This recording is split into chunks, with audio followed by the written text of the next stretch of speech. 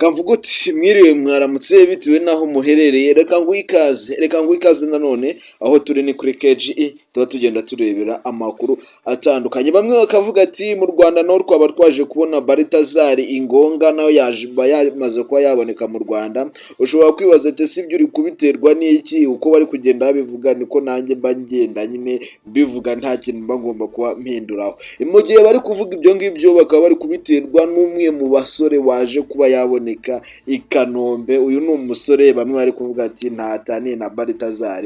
Uyu ni umusore waje kuba atumira abakobwa babiri b'inshuti ye baza kuba bakora imibonano mpuzabitsina, abo bakobwa babiri icyarimwe. Ni gihe mu Rwanda hano tumenyereye mu gihugu cy'u Rwanda umuco nyarwanda cyangwa no mu buzima busanzwe ubundi nta hantu harigira hagaragara inka y'ikimasa yaba iri kubangurira inyana ebyiri icyarimwe.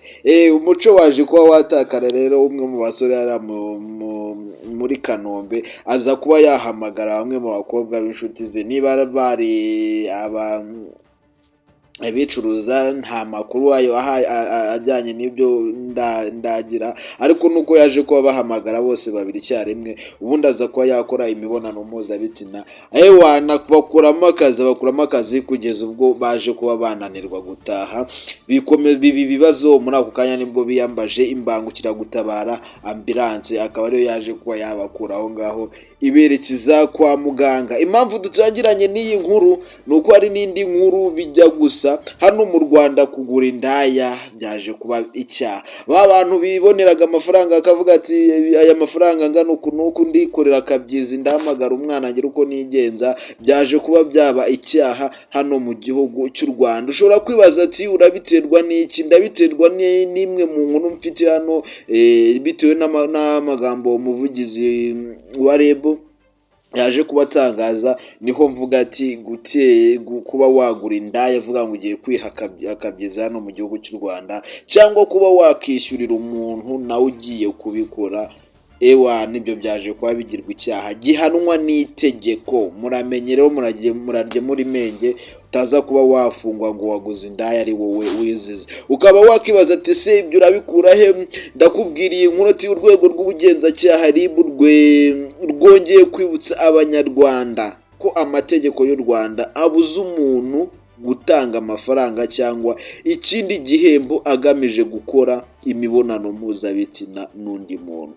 Kwa kundi wabaga wifitiye 5 byawe 10 uvuga ati ndagura indaya ngo nyirarane ndare nirongora, ibyo byaje kuba biba icyaha gikomeye cyane. Muraza kwihangana, ijwi ntabwo riri kugenda neza, muraza kubyumva naje kuba narwaramo amagripe ukuntu. Tukomeze n'inkuru yacu. Ibi ngibi byagarutsweho n'umuvugizi wa REB Dr Murangira Thierry mu kiganiro cyateguwe na Minisiteri y'Uburinganire n'Iterambere ry'Umuryango ku bufatanye na REB, kibanze ku gukumira ibikorwa bifitanye isano n'ihohoterwa n'icuruzwa ry'abantu.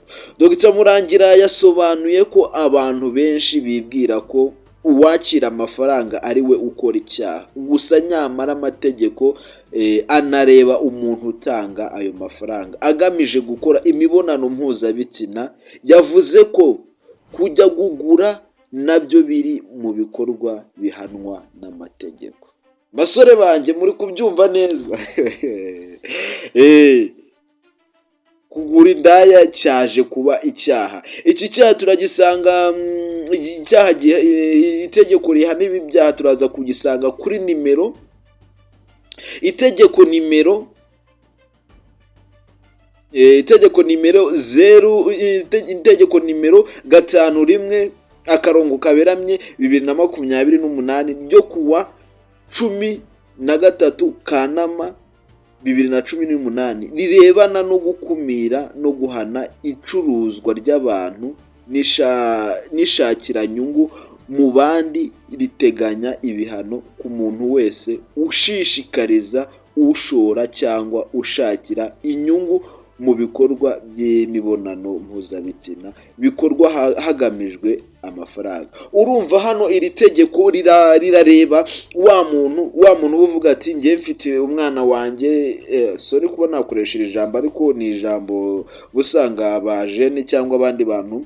Urugero natanga kugira ubisobanukirwe neza, kwa kundi uri kuba waganira n'umuntu ukavuga ati ko nyine uyu mukobwa bimeze bite se, wamba ni umukobwa twakora iki gikorwa, noneho akaba yafata uwo muntu akamukoherereza ukamwishyura, aho ubucuruje uwo muntu, iri tegeko nawe rirakugonga rikaba ryaguhana kuko ubucuruje umuntu.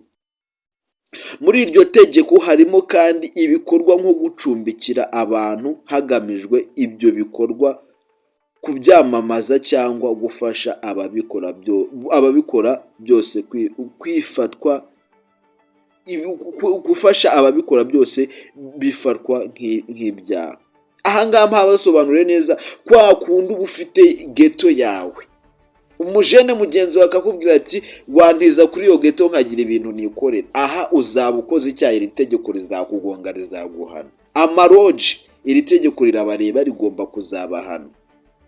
Umuntu uzahamwa n'icyo cyaha ashobora guhanishwa igifungo kiri hagati y'imyaka 3 n'5 ndetse n'izahabu iri hagati ya miliyoni 3 na miliyoni 5 z'amafaranga y'u Rwanda. Bya bintu birakomeye. Bajene mwakitonze mw'abantu. Bamwe mwajyaga kugura indaya murerura mushaka abagore cyangwa nyine mwigumiruka, ariko kugura indaya byabaye icyaha gikomeye hano mu Rwanda, urafatwa uri kubikora urahana. Tukibaza ati se bashiki bacu indangamirwa bazakoraga uyu mwuga biraza kugenda bite? Nkanibaza ati ese ko uburaya hano mu Rwanda mu minsi yashize bari babaruye niba ari abantu bagera mu 9,000 bakora uyu mwuga w'uburaya, niba barabaruye bakabona abo bantu, ko tubona mu bindi bihugu byo hanze indaya zibaruwe bazibarura bakavuga ati nyine uburaya mu bihugu byo hanze biba bwemewe bukorwa 100%. Nta kuntu hano bo baranasora baba baza ati kanakuriya ni indaya. Nta urabona hano mu Rwanda hari ukuntu ushobora kushwana n'indaya ngo uri kwanga kuyishyura cyangwa uri kuyishyura make, ariko hariya hanze niba mwumvikanye amafaranga urishyura amafaranga aveho n'umusoro. Ntabyo kuvuga ngo twumvikanye aya ngaya cyangwa turaserera ukuntu. Ibi tuba tubona mu Rwanda ngo mu indaya yarumye undi igitsina gikura ngo yagikase, ibyo ngibyo baramutse bahawe uburenganzira bagakora uburaya mu buryo bwemewe, ibi ngibi bishobora kuba byaza kuba byarangira bikaba byavaho. Ese ari ukugira bavuge ngo uburaya niba harabaruwe abantu bagera mu 9,000 bakora uburaya hano mu Rwanda, nta kuntu babyorganiza nyine bakabishyira ku murongo, ba bantu bari gukora uburaya bakagira uburyo bamanagingwa, bagahabwa na tini bakajya basora. Turavuga ati kanaka ni indayo, nushaka kugura indayo uramusanga hariya, uramwishyura ibiciro byo kwishyura n'ibingi, ukavuga ati kanaka witwa uko ibiciro byiwe bitewe n'urwego ariho, uramwishyura 100 cyangwa 200 cyangwa 5 n'10, nabo baba bahari, ariko baba bafite tini bagasura cyangwa bakagira naho bagenerwa bagomba kuba bakorera. Nyine leta ikabibazi ikavuga ati kubera basora ibibazo barajya bagira muri ibibazo by'uburaya muri umwuga wabo, tugomba kubikurikirana aho kuba byaza kuba icyaha kihana wawo n'winda gihana n'umwe waguze. Kuko uburaya hano mu Rwanda hari abantu butunze bubeshejeho cyane rwose, barahari kandi banakomeye cyane, no muri leta babagiye bakomeye. Nta kuntu babyorganiza nyine bakabishyira muri izo nzira bikajya bigenda gutyo. RIB yasabye abaturage kurushaho kumenya amategeko no kwirinda ibikorwa byose bishobora kubashyira mu byaha bifitanye isano no gushakira inyungu mu mibonano mpuzabitsina. Bantu mudukurikiye hano kuri KGE, murumvishije ibyo RIB yaje kubitangaza, mugomba no kugira uburyo bino bintu mubyitwaramo. Reka ngushimire we tubanye muri iyi nkuru, reka ngushimire unirinda, ariko unirinda urumva ko kugura indaya ari ibibazo. Niba nawe uri yonyine umenye uburyo wirinda, abakiriya bawe uzajya ubafata ni nkako nakubwira. Reka ngusabe ko wakora subscribe kuri KGE, tujye tubana munsi ku munsi mu nkuru tuzajya tugenda tubategurira. iyi nkuru nk'izi n'ahandi uzajya ugenda uzisanga atari hano kuri KGA, akariho mpera ngusaba kuba wakora subscribe, ubundi tukajya dukomeza kubana umunsi ku munsi.